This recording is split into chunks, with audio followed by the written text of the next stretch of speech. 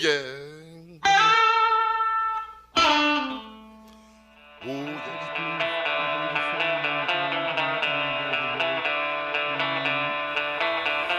Break a mirror, roll the dice, run with scissors through a chip and firefight. Go into business with a grizzly bear, but just don't sit down, 'cause I've moved your chair.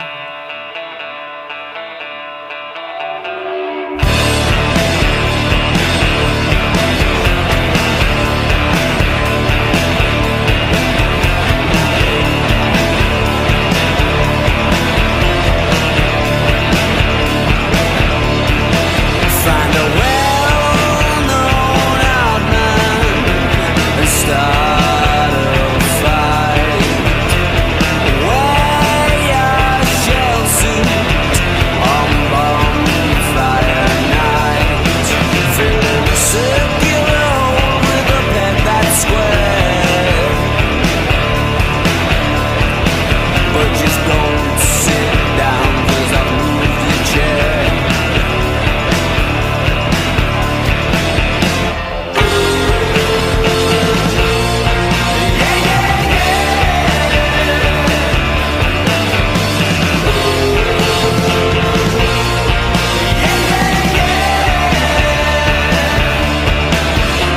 Bite the lightning and tell me how it tastes. Kung fu fighting on your roller skates. Do the Macarena in the devil's leg, but just don't sit down, 'cause I've moved your chair.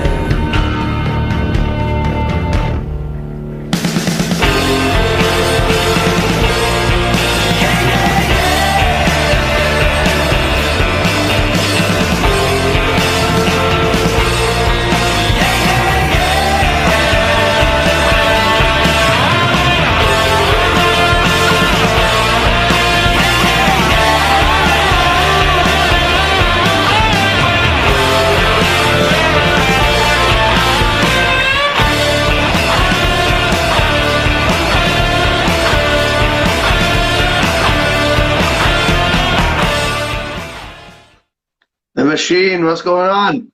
Johnny, what's happening, pal? You alright? Yeah, good man. Do you know you're harder to get hold of than the Pope, you Ali? I know. Busy guy, aye. Busy guy. You are, man. Busy doing nothing.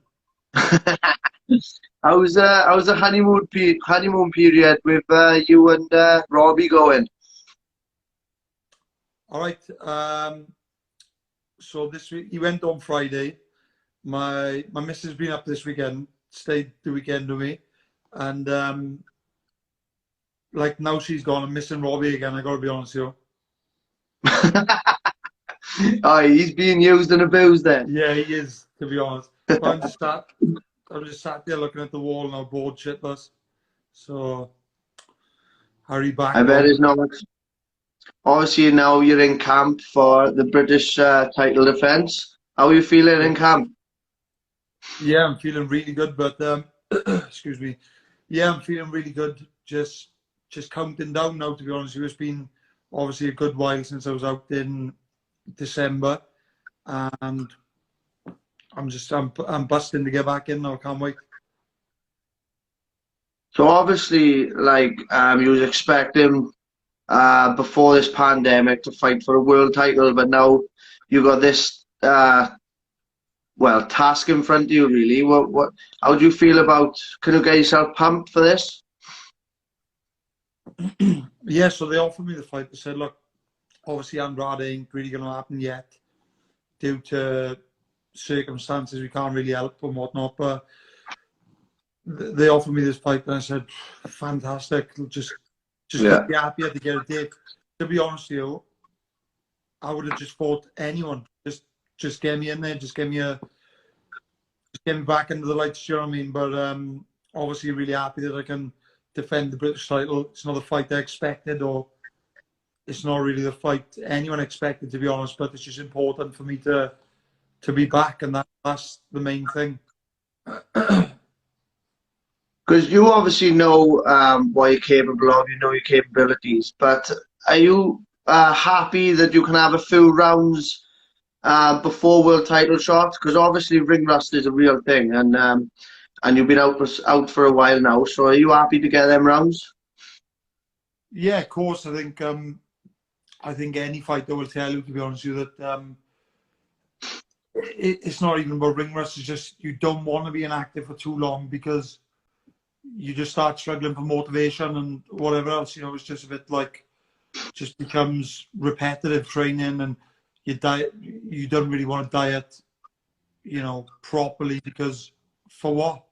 Why are you going to stop? You know, stop doing the things you enjoy, and with nothing to look forward to whatsoever. You know, so it's just good to keep motivated, and you know, I'm fully up for this fight. I can't wait. I'm just how many rounds it's going to go, I don't know, because he's gonna feel all my frustrations. He's going to be on the wrong side of it all. Yeah. So like, it's not hard for you to get pumped for this, because a fight is obviously a fight to you, and you're rearing to go. Yeah, honestly, it's not a problem for me, because you can ask anyone around me, really, that whoever I'm fighting, I always look at it thinking, this is my hardest fight. Every single fight is potential banana skin and a slip up, you know. So yeah. There's no room for error, and I'm going to approach it the same way as I always do, and go in with bad intentions, and I'm looking to run you know, a really, really positive and explosive display. So getting the rounds in is not necessarily what you're looking for. You're looking to show that you can blow someone out on your levels above him. Yeah, I obviously want to get a couple of rounds, show some skills and that, but it is also important that I show my level. Because let's be honest, if I have a life and death fight with Andrew Robinson, do I really deserve to be fighting for world championship? Sorry, not really. So that's just my outlook on it, you know. Yeah. Because have you seen much of Robinson? I know he lost to Heffron, who obviously you beat, but in this game you can't go off that. So have you watched anything of his fights? No, as you say, you can't really go off that. It's one of them things where everybody keeps saying, like, I smashed Atlantis Fox in 5 rounds. Demetrius Andrade had a fairly difficult fight with him when he went the distance. So distance, yeah. If you put that together, then really I should stop Andrade in, let's say, 9 or 10 rounds. Do you know what I'm saying? So yeah. It doesn't work like that. You know, as you know, you've been following boxing and been involved in boxing for a good while now. It just doesn't work like that. So I need to go in and be fully ready. You know, how do you deal with, you know, the armchair fans who don't really know much about boxing, the politics involved in boxing, that they're saying it's a joke fight, there's a pushover fight, and, you know, how is that frustrating for you? Not really, because they don't really matter. You know, let's be fair. Yeah. Don't get me wrong, you need fans, you need supporters of boxing, but realistically, honestly, the way I look at it is, if they don't like it, then fuck them, and that's no, but that's just my brutal opinion. That, you know, I want everybody to love watching me fight. I want, you know, all of that. But if you're not going to support me and, you know, stick with the journey and everything that comes with it, then don't support me and just go and support someone else. And obviously the offers were made to Eubank, they were made to Felix Cash, they were both turned down. So you can only fight those in front of you. Exactly. You know, fair play to Robinson for taking the fight. because obviously, like, everyone's expecting him to get blown out of the water, really Yeah. and truly. But he obviously got other plans, and he's willing to take a fight like a lot of the top fighters ain't willing to, so they don't want to take the risk. Yeah. Fair play and respect to Robinson. So what are we to expect in this fight, Lee? Has Domingo give you any pointers to how you should take the fight? Does he want to get the rounds in, or was he supporting? It's just one of them things where, like, let's be honest, if I had him out on his feet in the first round, I'm not gonna go for a walk around and let him survive, because who's to say in the next round he ain't gonna clip me on the chin and potentially hurt me or cut me. Do you know what I'm saying? So it's just one of them things. I'll go in there, box to instruction, which we haven't really spoke too much about yet. I'm just going to go and box to instruction, what Dom tells me, and what happens. If he goes early, he goes early. If he goes late, I'm prepared for that. The hurt fighter can be a dangerous fighter, and it's not really the game that you want to be messing around in, is it? No, exactly.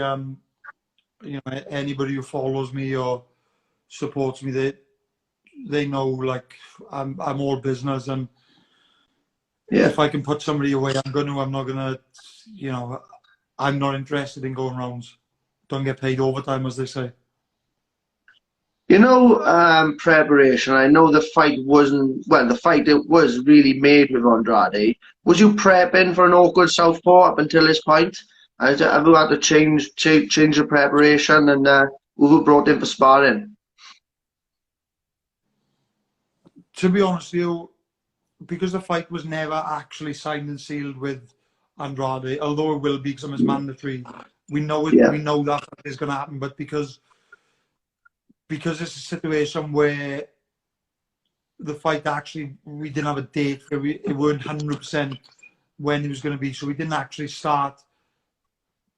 We started doing like a bit of southpaw kind of southpaw stance pad work and little things, but nothing too detailed. So it's just one of them where just be ready, and as long as I know I'm on the ball, Robinson ain't going to live with me. Yeah, man. Like, this fight is obviously one step closer to winning the British title outright as well. But obviously you'll have the world title shot then, so you're looking to vacate the British. Are you a bit gutted with that? Well, yes, I know it's good and bad in this situation, because I'll have to give up the British title, which I won there, and had 2 defences at light middleweight. And I also would have done the same at middle, so I'd have had 6 British title fights and not won it outright. So it's a bit crap, really. But on the flip side, I'm onto a bigger thing, and fighting for a bigger title. So I'd love to keep a British title outright, but I'm never going to turn down a world title fight to do that. It just wouldn't make sense for us. Because this is your 3rd title defence, yeah? But you've had 2 at a different weight. No, it's my 2nd title defence. At middle, yeah. At middle, yeah. So it's really your 3rd, but with light middle as well. So it would be my 4th defence, actually, because I've defended twice at light middle. Once already. Oh, right, yeah. This is my 4th there, so... As I say, like, it'd be 4 defences more than he usually takes, but it's just one of them things, and situations change, so it is what it is, and on to bigger things, really. So I can't complain. So where does the Andrade fight stand at the moment? Well, I'm pretty sure that they've got to make a deal. I'm not actually sure the cut-off date, to be honest with you, but they got to make a deal pretty soon. And I know they are pretty close to having that finalised. But when I seen something going around over Instagram and Twitter saying that it's going to be in October. Daniel Jacobs and Andrade are going to share a joint headline or something like that. But to be honest with you, that's all bollocks because that ain't happening in November. Unless they get it done right now, then the Robinson fight couldn't go ahead. But I'm pretty sure that that's false news, to be honest with you. Do you see a lot of things on social media, you know, because people do make up a lot of stuff? Do you see stuff about yourself as well? Do you think, where's that come from? Yeah, social media just gives people a platform. It gives them a platform to just bullshit, really. And hate on fighters and chat shit, but it's just the way it is. Like I've been involved for long enough now to know that you just have to just take it over the pinch of salt and just do your own thing. What will be, you know, and just keep digging in and keep grinding away. Do you know what I mean? Yeah, man. And obviously you've got the right team behind you with especially Dom in your corner. Yeah, definitely, 100% so, mate. You know, something I was thinking about the other day, just randomly. You know, when you said he was going for food to Dom, I assume Dom is someone you probably looked up to since the start of your career. Is it a bit surreal when you're having food and you know, and in the gym with him all the time and he's in your corner? At first, it was a bit like I wouldn't say it was surreal because like it's one of them things where he was training other fighters I knew, and I knew I was on the level or even above someone. Was, you know, I don't want to sound like a bit of a dick or whatever, but obviously some was same level. I was above some, below some. So it wasn't really surreal, but it was like, as you said, I did always look up to Dom as a trainer, and he was training Kell Brook, Billy Joe. He'd been involved with like Naz, Johnny Nelson, Ryan Rhodes, all these big fighters, including Barry Kid Galad, who, although I train alongside him a lot now, I still kind of look up to Barry because he's one of them people. He's got the kind of work ethic that you just don't see. It don't come wrong very often, and he's an unbelievable talent, and he's got a fantastic mindset. So he's one of them people who you can't have to be like. He opens your eyes, like, you know. So yeah, it's just really good to be around them type of people. And if I'm being totally honest with you, like looking back, I went to the Ingle gym a couple of times before I even had any thoughts of leaving training in Wales, you know. But he was one of them people who I thought that if I ever did leave Gary's gym or leave training in Wales to come away, that would be where I would go, you know. It's one of them people where he's just fully committed, no bullshit, no messing around, and he's just as dedicated as I am, 100, if not more, because he's not focusing just on himself. He's got a number of fighters who he has to give his full attention and dedication to. Yeah, it's literally a gym full of world-class fighters, and that must, you know, push you on so much when you're both all training together. It's unbelievable, and we do have some unbelievable banter as well, you know, in the gym, before, during, and after sessions. You know, so it's always something funny. We all have a giggle or taking the piss out of one another, but all like that, you know, and we do have a good laugh, and it makes it all worth it, and it makes it so much easier. Who's the one who gets it in the neck the most? Say it again, sorry, John. Who's the one who gets it in the neck the most? When you're all like, I'm in banter, is one of you who gets the most? Me, probably. Yeah. I had to get some serious stick, but I don't know, maybe that's me feeling sorry for myself because I can be a bit of a soft bastard sometimes. But I love it though. It's nothing better. It gives you all a good vibe. You know, you all want to laugh. Yeah, man. You got a message there from D.R. Coleman. Who controls the music in the gym?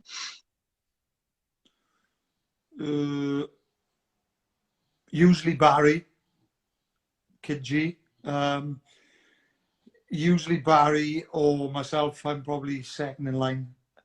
I'm second in line in the pecking order, as Barry would like to call it. Yeah. I'm always number 2 behind him apparently, so I'll have to take second place for now. Yeah, man. I know you're a busy man, Lee, so I'll let you get on with your night now. Is there any sponsors or anything at the Help You Through camp that you want to mention? There's a lot, to be honest. I've obviously got Global Green, CBD, Rhino Recruitment. I've got M&P Group supporting me from the very beginning. Yeah, I've got some unbelievable sponsors, Watches of Wales, JK Jointon. There's a number. If I've missed anybody, you know, no hard feelings, just off the top of my brain. You've stuck me on the spot a little bit for that. But yeah, as I say, all fantastic help, and not so much now. But if it wasn't for you, going back a little bit, I wouldn't be where I am now. And thanks for all the support, everyone, lovers, haters. Just keep going, keep giving us some. Yeah. Lee is a fucking man. It's Good great man, to see you, man. Cheers, buddy. Hopefully see you soon. No doubt. Cheers, Yeah, man. man. See you later. Ta-ra, Lee. Take care, John. Ta-ra. And you, ta-ra, man. Oh, yeah. Oh, yeah.